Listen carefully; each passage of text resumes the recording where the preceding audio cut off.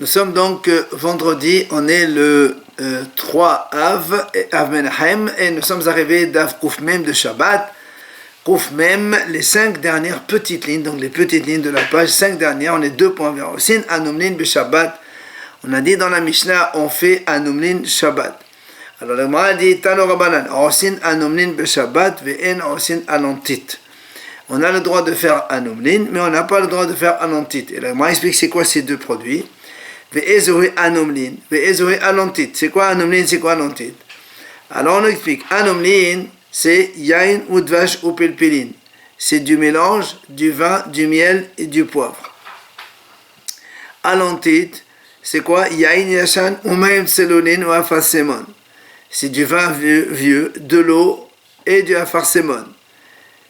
Et tout ça, pourquoi on le fait? Des Avdé les Bemasuta les Mekar.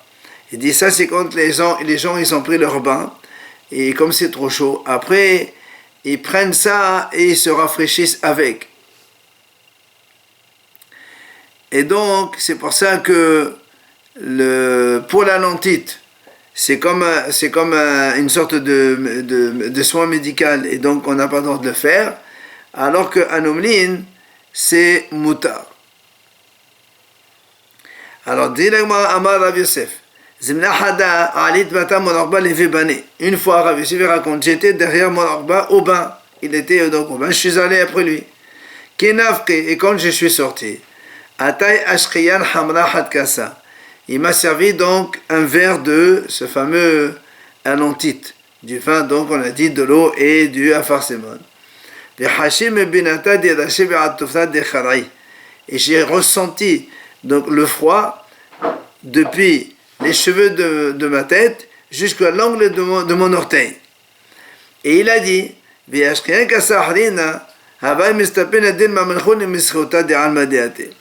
ici, il m'aurait donné un autre verre.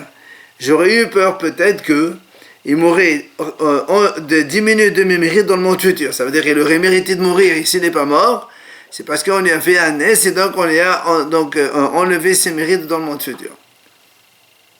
Tellement c'était difficile ce produit. Alors là, moi, dit, pourtant, mon arba, il buvait ça tous les jours quand il allait au bain. Il dit, lui, il avait l'habitude.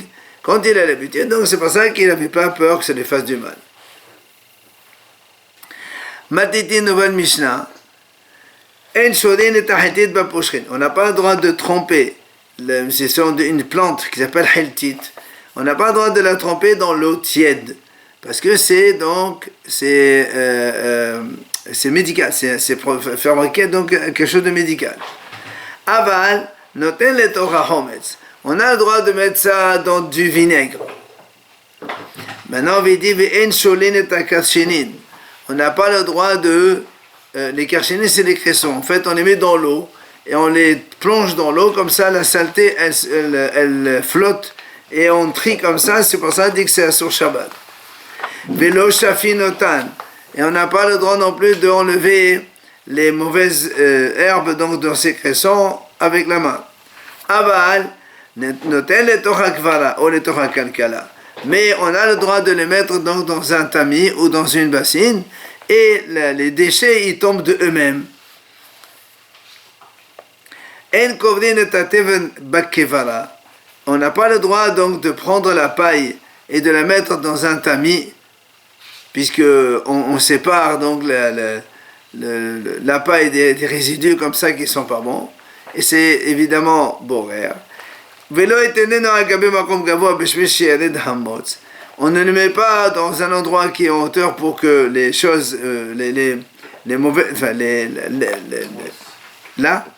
la poussière elle tombe et les ronces comme ça.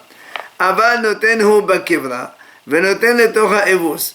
Mais on a le droit de mettre ça dans un tamis pour ensuite le mettre dans le evos, c'est-à-dire le mangeoire pour donner à manger aux animaux. Alors là, on revient sur la première idée. On a dit dans la Mishnah, on n'a pas le droit de tremper le heltit dans de l'eau tiède. Alors là, on a dit, on pose la question, Sharamai, ici quelqu'un il a trempé, quel est son statut? Alors la Gemara dit, Rav Adan Rav Yosef, et Rav Adda, il a dit devant Yosef, Shara Hayab Hatat. Il est Hayab Hatat, il a fait donc un travail Minatora interdit de façon involontaire. Il est Hayab Hatat. Amali Abaye, il vient Abaye, lui dit comment? Elle Me'ata, Shara Umsa Bimaya Hachename de Mechayev. Si quelqu'un il a trempé de la viande, Umsa c'est la viande crue, dans de l'eau, alors tu vas me dire aussi qu'il est Hayab Hatat. Elle a mal Abaye, Medra Banan. C'est pas ça qu'Abaye rectifie, il dit non. Quand quelqu'un il a trempé cette fameuse plante dans de l'eau tiède, c'est comme, donc c'est que des rabbanan, c'est des hachamim, c'est pas minatora, et donc c'est l'interdiction des hachamim. Ba'amine Rabbi Yohanan me Rabbi Yannai. Rabbi Yohanan il a posé la question à Rabbi Yannai, il lui a dit, Ma'o l'eshot de tahatit betsonen. Est-ce qu'on a le droit de tremper cette fameuse hiltit, donc cette plante dans de l'eau froide? Parce que nous, ce qu'on a dit dans la Mishnah, on a dit on n'a pas le droit de la tremper dans de l'eau tiède. Mais est-ce que dans l'eau froide, on a le droit? Amale, asso. Il lui a dit, c'est interdit. Alors il lui dit comment? Il dit, pourtant la Mishnah a dit, on n'a pas le droit de tremper dans de l'eau tiède. Ça veut dire que selon la Mishnah, dans de l'eau froide, on a le droit. Comment toi tu me dis dans l'eau froide, c'est asso? Donc c'est ce qu'il a dit Rabbi Hanan et Rabbi Yannai. Alors Amali lui dit à Yannai, Imken ma ben li velach. Quelle est la différence entre toi et moi? Si donc tu m'objectes comme ça, ça veut dire que c'est pas comme ça. Maditin, cette Mishnah là que tu m'as citée, Yahida Ahi, c'est un seul hacham qui l'a enseigné. Et la lacha n'est pas comme lui. Détania. On m'a dit d'ailleurs, la Braïta a dit, En sonen ta'adit lo behamen ou lo besonen. La Braïta aussi on met behamen, ce besonen mutar. Tu vois, donc c'est la Braïta qui dit, Hachamim disent ni dans l'eau froide, ni dans de l'eau chaude, on n'a pas le droit de tromper. Et c'est Rabbi aussi qui a dit dans l'eau chaude d'Assour et dans le froid moutarde. Et là, on a dit les maïs avdele. Pourquoi on faisait tremper cette hiltit dans de l'eau tiède? Liokra de liba. Il dit, quand quelqu'un il a son cœur qui est lourd, il boit ça et ça lui fait du bien.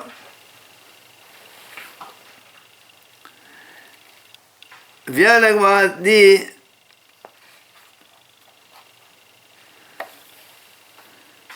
Ravaha Bar Yosef, Hashbi Yochla de Liba. Ravaha, lui, il a eu mal au cœur. Atale Ramed de Mon Orva. Il est allé voir Mon Orva. Amale, Zin Shete Tlata Tukle Hiltata Bitlata Yome. Va boire, il lui a dit donc Mon Orva, tu vas boire 3 mesures de Hiltit, donc cette fameuse plante-là qu'on a trempée, dans de l'eau tiède, pendant 3 jours successifs. Azal, il est allé faire ce qu'il lui a dit. Il a bu donc jeudi et vendredi, il restait 3e jour. Et le 3e jour, c'est Shabbat.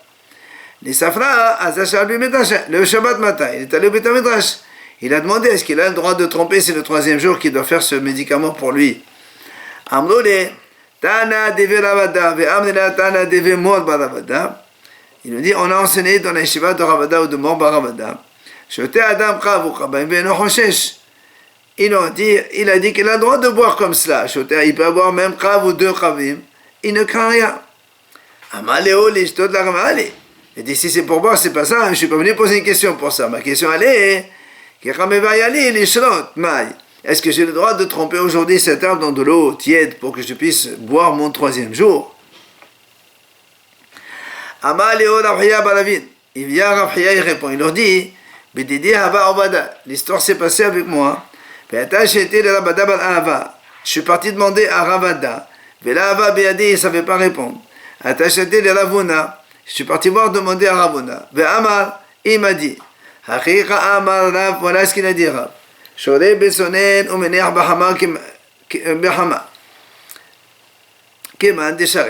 Il lui dit voilà ce qu'il a dit Rav. Tu vas tremper ça dans de l'eau froide et tu vas la laisser au soleil. Comme ça, elle se réchauffe un peu, elle tiédit un peu avec le soleil.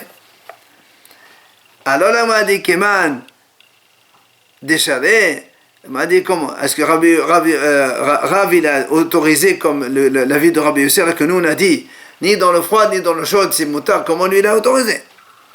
Alors il lui répond, il dit, même celui qui a dit que c'est assourd, quand est-ce qu'on a dit que c'est assourd? C'est quand quelqu'un il n'a pas commencé à boire 1 fois ou 2 fois. c'est quand il n'a pas encore commencé. Et là, Shabbat, il n'a pas le droit de commencer à tremper dans de l'eau froide ou chaude, c'est pareil. Mais Avalacham ici, comme il a déjà bu le jeudi et vendredi, il a bu déjà 2 fois. Et donc lui, il lui a dit comme remède, il faut qu'il boive 3 fois. Il a châté be Shabbat, mistakan. S'il ne boit pas le 3e jour, il va être en danger. C'est pour ça qu'il lui a autorisé, là il y a ici un sakana, c'est pour ça qu'il lui a autorisé de tremper ça dans de l'eau froide et de laisser chauffer au soleil. Mistamer ve'azid Rav Aha bar Yosef haketfi de Rav Nachman bar Yitzhak bar Hate. La Gemara raconte que Rav Aha bar Yosef, qui était âgé, il s'est appuyé sur les épaules de Rav Nachman bar Yitzhak bar Hate, le fils de sa sœur, donc son neveu. Amal, il lui a dit, qui maintenant levra savra aïlina. Quand on arrive à la yeshiva de Rav Safra, fais-moi entrer là-bas. Kemato, aïlé, quand il est arrivé, effectivement, il l'a fait entrer. Et donc, Rav Aha, il a demandé à Rav Safra, Ba'amene, Mao le chaschouse kitneta beshabbata. Est-ce qu'on a le droit de le chaschouse kitneta, c'est-à-dire, quand quelqu'un il a une tunique qu'il a lavée, elle est propre, quand on lave, elle est un peu dure. Est-ce qu'il a le droit comme ça de l'assouplir comme ça? Au lieu d'utiliser un assouplissant, il faisait avec la main comme ça, Shabbat. Alors il lui dit, quel est le problème? Est-ce qu'on va dire qu'il a l'intention donc d'assouplir cette tunique et donc c'est motard, il n'y a pas de problème. Ou bien on va dire non, quand il la frotte comme ça dans la tunique entre elles, il est en train de la blanchir encore plus. Et ça fait laver et c'est un sur Shabbat. Alors c'est quoi le deal? Amali lui a répondu, il dit non. Et en fait, s'il est en train d'assouplir sa tunique, il a ses motards, il n'y a pas de problème ici. Kinafar, quand il est sorti, Amali Maïba'a mon mené. Il lui a dit, donc Rav Nachman, puisque Rav Aha qui s'est appuyé sur lui a dit tu m'arrêtes devant Rav Safra, il est allé demander des questions. Quand il est revenu, Rav Nachman dit qu'est-ce que tu as demandé? Il lui dit j'ai demandé comme question est-ce qu'on a le droit donc de frotter la tunique pour la radoucir, la assouplir? Il m'a dit c'est motard. Alors il lui a dit Rav Nachman au lieu de poser la question sur une tunique, pourquoi tu ne poses pas la question sur une écharpe? Amalé, il a dit comme ça, Soudra, là que m'a va y aller. Il a dit pour l'écharpe, je ne me pose pas la question. Pourquoi? Parce que j'ai déjà posé la question à Ravuna, au Fashitli. Et il m'a déjà dit, Ravuna, il a répondu comme quoi que c'était assourd. Alors Rav Nachman lui dit, mais pourquoi? Si, il t'a dit dans l'écharpe c'est interdit. Alors dans la tunique aussi c'est interdit. Pourquoi tu as été demandé la question sur la tunique? Il dit non.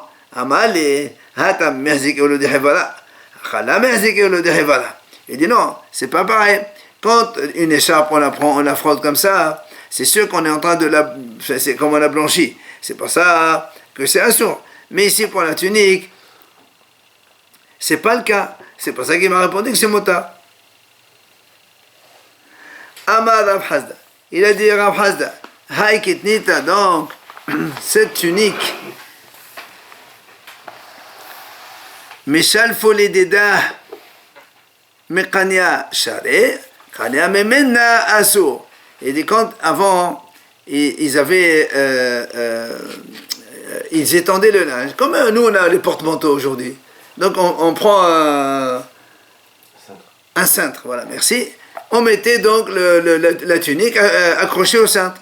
Il dit maintenant si Shabbat quelqu'un il veut enlever la tunique du cintre, voilà. Il a le droit donc d'attraper donc le cintre et d'enlever la tunique, c'est-à-dire il déplace la tunique, pas le cintre, mais il n'a pas le droit d'enlever le cintre de la tunique. Amar Rava, pourquoi? En fait, étant donné que parce qu'à l'époque, c'était pas des cintres, c'était des morceaux de bois que après on utilisait pour aller mettre dans le four, pour allumer. Donc, Tu peux pas, ça c'est réservé à l'usage de bois de combustible. Tu peux pas déplacer Shabbat. Mouxé. C'est une pierre. Non, c'est un morceau de bois. Une baguette. Un morceau de bois. C'est pour ça qu'il dit, quand tu enlèves la tunique, c'est mouta. Mais si tu enlèves le bois comme ça, tu es en train de déplacer le mouxé. Maintenant, Amalava ve'im kiri kabayou. Mouta, Rava dit maintenant, si cette branche de bois, c'est une branche que utilisent les tisserands pour travailler avec, dans ces cas-là, elle n'est pas moussée. Et donc, on a le droit de la sortir de là-bas. Pourquoi les petits tissus? Hein? Pourquoi c'est permis si elle est destinée à un travail? Oui, mais comme c'est klishim l'atelier, tu l'utilises pour mouta, il n'y a pas de problème. C'est pas moussé. Vu qu'elle sert à quelque chose.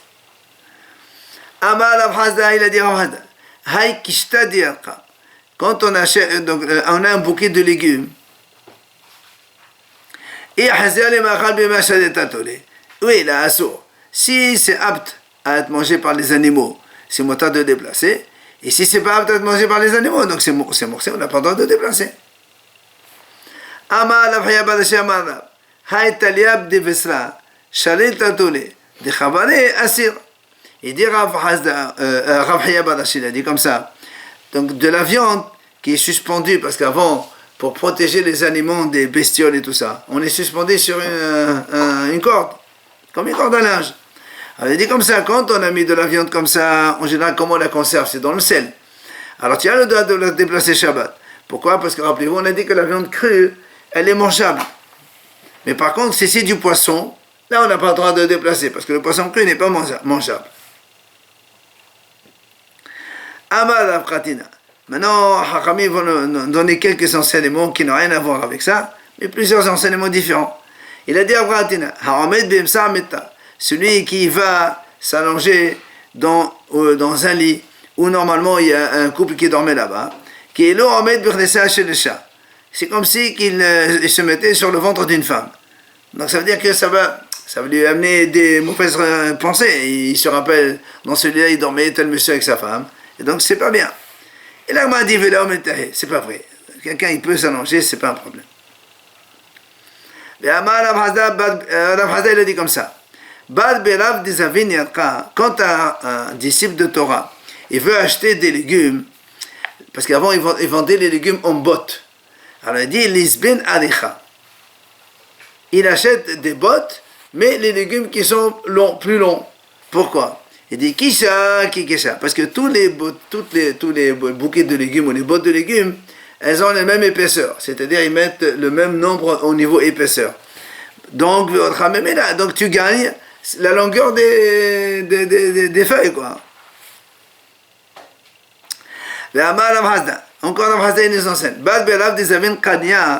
Un hacham qui veut acheter, donc, Kanya, c'est les roseaux. Là aussi, ils vendent les roseaux, c'est comme ça. On montait par botte aussi. Il dit, là aussi, il essaie de trouver ceux qui sont les plus longs.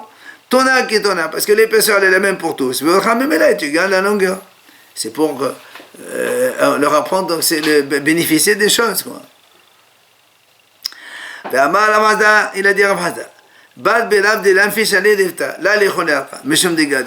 Il dit, si un hacham, il n'a pas beaucoup de pain chez lui pour manger, il ne doit pas manger beaucoup de salade. Parce que quand on mange des salades, ça donne envie de manger. S'il n'y a pas de pain, alors comment? Ça ne marche pas. Anna, il a dit, il a dit Rav Hazda, ni quand j'étais pauvre, je ne mangeais pas des légumes, et même dans ma richesse, je ne mangeais pas les légumes. Pourquoi? Il dit, comme on a dit, quand il était pauvre, Meshoum, dégalé. Comme on a dit tout maintenant, parce que s'il mange beaucoup de salade, ça donne faim, ça donne à manger du pain. Et comme il a été pauvre, il n'avait pas de pain. Il ne mangeait pas des légumes. Et par contre, je dis, c'est au lieu que je mange des légumes, c'est mieux de faire entrer dans mon ventre de la viande et du poisson. Encore Rav Hazda, il dit, il a dit, quand un hacham, il n'a pas beaucoup de pain à la maison, il ne mange pas par petite quantité. Pas il mange maintenant un petit bout, et après encore un petit bout, et après quand il aura un petit bout. Non. Il attend qu'il ait un bon repas, et de quand on mange un repas, et on mange en même temps. il dit encore la Bhada, un Chacham qui n'a pas beaucoup de pain chez lui, la Lifta, on ne lui donne pas à faire moutsi quand on est ensemble. Parce que comme il n'a pas beaucoup de pain chez lui, il va couper par petits morceaux, il va donner aux gens des petits morceaux. Donc c'est pas un bon oeil ça.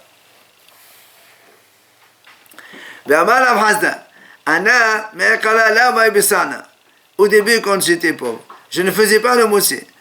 Jusqu'à ce que je rentre ma main dans le panier, je vois qu'il y a assez de pain, alors j'ai fait moussi, je mange.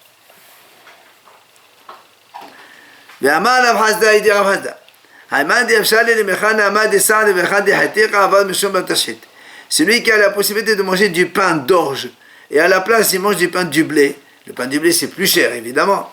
Il dit selon lui, il transgresse le commandement Bal Tashrit. C'est-à-dire tu détruis ton argent pour rien. Si tu peux manger pain d'orge, pourquoi tu manges plein de blé? Et la même chose, papa il a dit, celui qui peut boire de la liqueur et à la place il boit du vin, le vin c'est plus cher. En fait, Meshom Bal Tashrit là aussi. Mais là, a dit non, c'est pas vrai. Mais là, c'est pas vrai. Bal Tashrit de Goufa Adif. C'est mieux de manger du pain de blé et du vin qui sont bons pour le corps. Et au moins, tu fais attention à ton corps plutôt que tu fais attention à l'argent. Il a dit Ravazda, Bal Belav Delet le Mishha. À l'époque, quand il finissait à manger, il se faisait oindre les mains avant de faire un mahanim parce qu'il mangeait avec les mains. Alors il dit celui qui n'a pas de mishha, donc de l'huile d'onction, pour se oindre, nimshe bemayad hadese. Il va se laver les mains avec de l'eau hadese. Il explique ici, c'est de l'eau qui était rassemblée comme ça. Et vous savez, après, quand elle devient un peu verte, l'eau, quand elle reste longtemps stagnante comme ça, ben là, ça ressemble comme si elle était savonneuse et donc il peut se laver avec. Il a dit Rav Hada, des amis omsa, un hacham qui va acheter de la viande chez le boucher, lisbin unqa, c'est mieux d'acheter le cou, le collier. Pourquoi? Parce que des edbit la tameni besa. Dans le collier, tu as le goût de 3 types de viande. Alors, c'est quoi les 3 types de viande? La viande grasse, la viande maigre et le guide, il a dit guide savoir le nerf aussi. Il a dit Rav Hada. Encore donc un enseignement. Bal Belav des amis qui tonita, un haram qui veut acheter une tunique, l'isban meden haraba. Il achète une tunique dans cet endroit-là qui s'appelle haraba. Apparemment, ils avaient du lin de bonne qualité. Il la lave tous les 30 jours.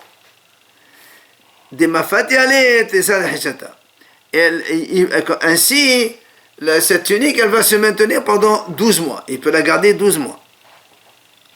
Et moi je garantis cette chose-là. Celui qui fait comme je lui ai dit, ma mange comme ça. Alors il m'a dit, Maï kétonite. C'est quoi kétonite? Elle a dit kitana'a. C'est une belle tunique, donc quelque chose de hachoub important, que c'est honorable devant les gens. Encore Rav Hada il nous dit, donc un hacham ne doit pas s'asseoir sur un tapis de roseau, vous savez, quand il est encore, les roseaux ils sont encore humides. Pourquoi? Parce que quand tu t'assois dessus, ça use le tissu, c'est pas beau. Ça va vite donc user l'habit sur lequel avec lequel on est habillé. Encore Rav Hada dit, un hacham qui est donc hébergé dans une auberge, là, ou bien il est invité chez quelqu'un, il ne doit pas donner ses vêtements à laver à son hôte, la femme donc qui le reçoit. Les havrile. Pourquoi? Il dit parce que c'est pas beau, peut-être que des fois il a des pertes nocturnes. Et la femme, elle va trouver, donc quand elle va laver ça, et ça va être méprisable pour le hacham. Rav Hada, il donnait des conseils à ses filles, donc avant d'aller se marier. Alors il leur disait comme ça: soyez pudiques devant votre mari. Ne mangez pas devant votre mari. Parce qu'ici, il va vous voir en train de manger, il va voir que vous allez manger beaucoup, ça va un petit peu l'embêter. La technon yadka belilia. Ne mangez pas des légumes le soir. Parce que ça donne de mauvaise haleine. La technon tamri belilia. Ne mangez pas les dattes le soir. Parce que les dattes, ça fait des gaz et ça fait aller donc aux toilettes. Vela tishtun shechra belilia. Ne buvez pas de la liqueur le soir. Parce que là aussi, ça fait donc des gaz. Vela tifnun echad mafne gavraichu. Et n'allez pas aux toilettes, parce qu'avant quand ils allaient aux toilettes c'était dans les champs. N'allez pas au même endroit où il y a votre mari qui va. Il faut aller dans un autre endroit, parce que si votre mari vient, il ne se rappelle et dit tiens, c'était ma femme qui a fait ses besoins ici, c'est pas joli. Il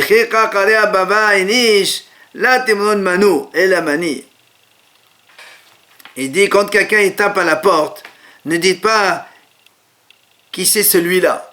Il faut dire qui c'est celle-là. C'est-à-dire ne vous habituez pas à parler à un homme. Vous dites qui c'est celle-là, comme si il y a une femme qui arrive, même si on ne sait pas qui c'est qui vient. Après, c'est un peu. Naqit malganita bahadayade, vichola bahadayade. Malganita ahvilehu, vichola l'ahvilehu, adim sta'anan ve'adal ahvilehu.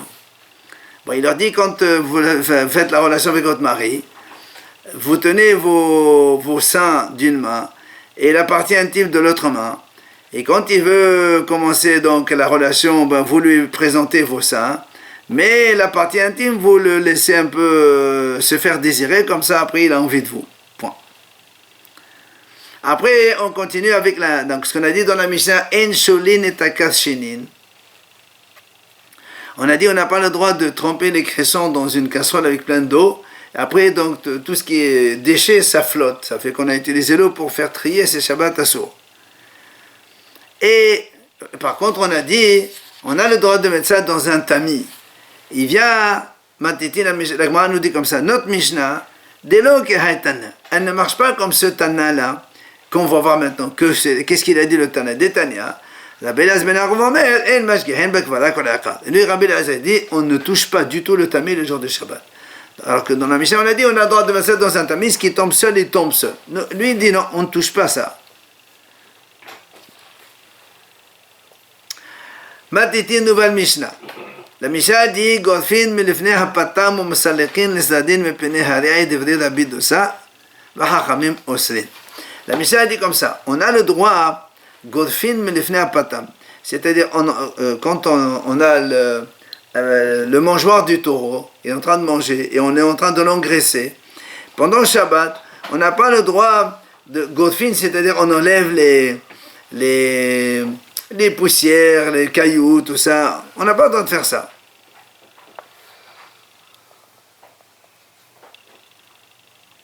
Ah, pardon, Gofin, on a le droit de faire ça.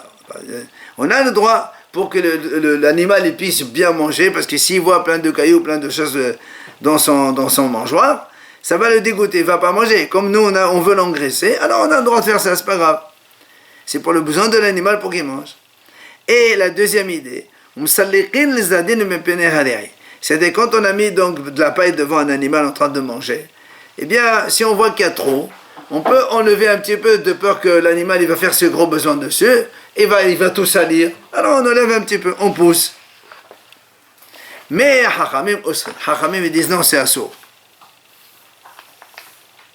On va voir quelle est la raison. Après on dit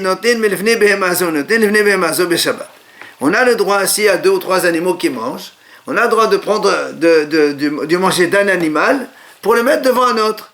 Et dans celui-là, on peut mettre devant un autre. Là aussi, on va voir quel est le problème. Alors, l'Agma a posé une question. Eh bien, elle est où?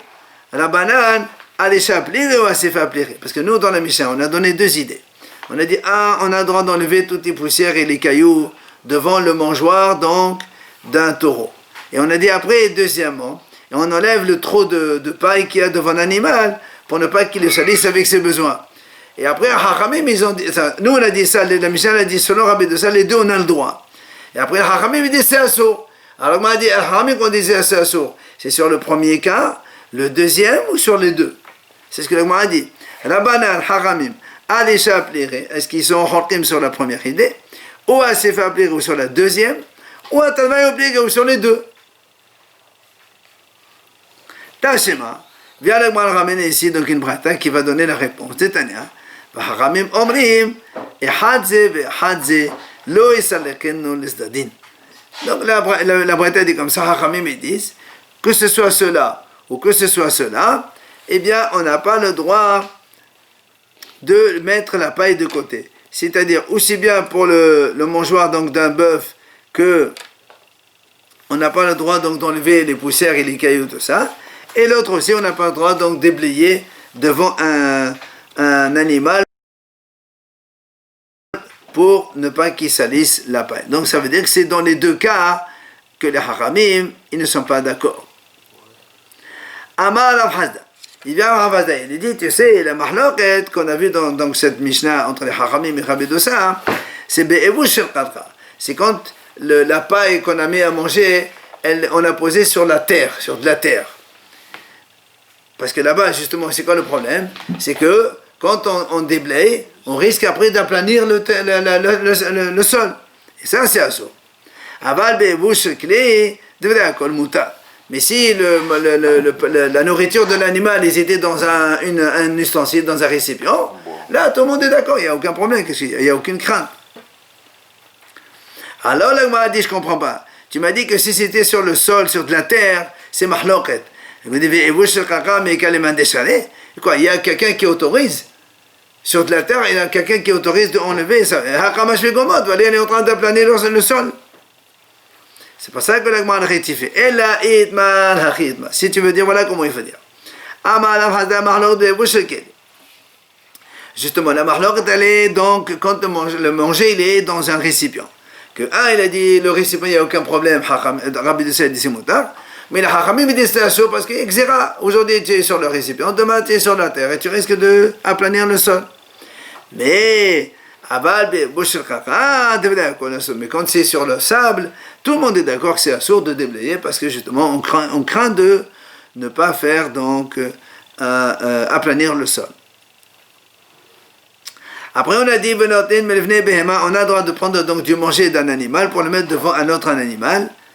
Alors la Gemara ramène ici Tana Hada, il y a une braïta qui dit noten melvne behema shepiha yafe ou noten levne behema shepiha ra. On a le droit d'enlever du manger devant un animal qui a la bouche propre et de mettre devant un animal qui a la bouche sale. Vitania Idar, il y a une autre braïta qui dit le contraire. Noten melvne behema shepiha ra ou noten levne behema shepiha yafe. On enlève le manger d'un animal qui a la bouche sale pour le mettre devant un animal qui a la bouche propre. Alors, donc c'est contradictoire. Amal Abaye. Abaye, il vient donc résoudre cette contradiction. Il dit, il dit,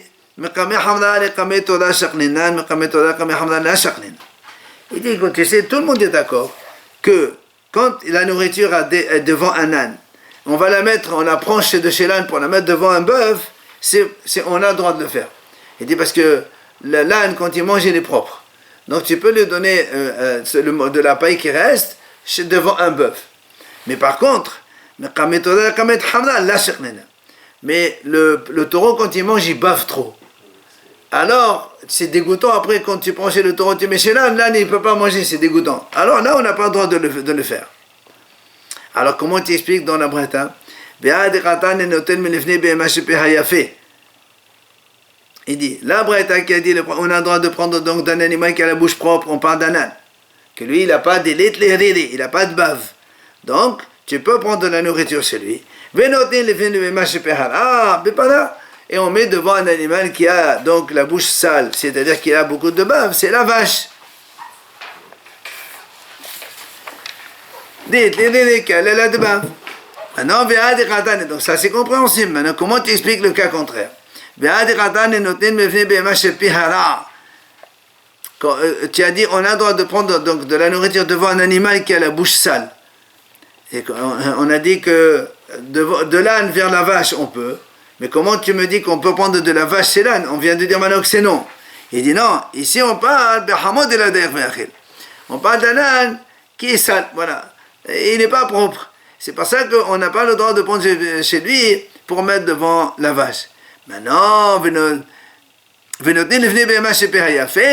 Et comment tu me dis que la vache elle a la bouche propre, la vache elle est sale, on a dit elle a de la bave.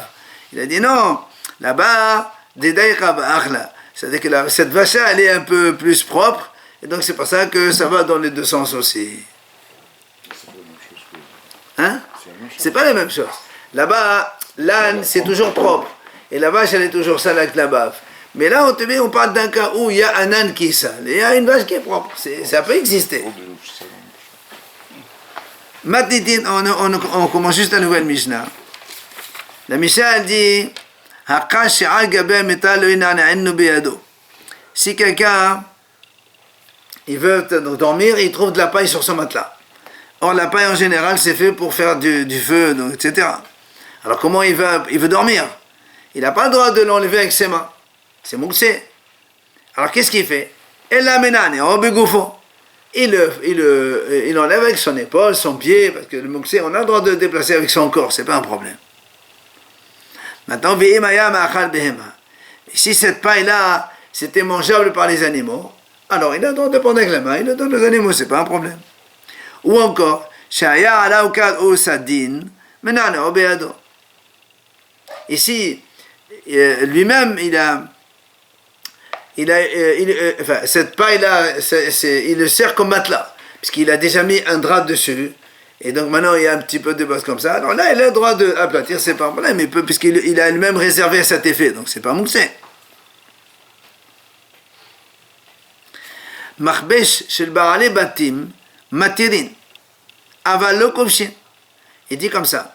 Avant, quand on faisait le repassage, on ne devait pas le faire repasser. Il prenait 2 planches de bois et mettait l'habit dedans et hop, on le serrait au maximum, on le laissait une nuit, un jour comme ça, le temps qu'il travaille. Alors il dit Machbesh shel ba'alei batim, donc on va appeler ça un fer à repasser de l'époque. Des ba'alei batim, donc des particuliers.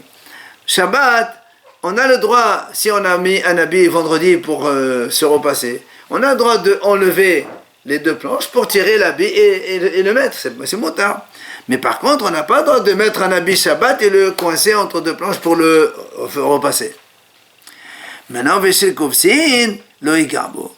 Mais le fer à repasser des laveurs, qui est donc un fer beaucoup plus sophistiqué, beaucoup plus gros, et donc c'est trop solide, il dit celui-là, on ne le touche pas Shabbat. Parce qu'en fait, ils disent Hachamim, celui des laveurs, il est très costaud. Et quand on serre tellement fort que quand tu desserres, c'est comme si que tu détruis quelque chose. Donc ça fait construire, détruire. C'est pour ça, donc celui-là, on ne le touche pas. Rabbi Yehuda dit à propos donc de ce repassage des laveurs, s'il était déjà un peu desserré le vendredi, ben on peut l'enlever complètement donc le Shabbat, puisque on a commencé à les desserrer depuis vendredi, donc c'est motard.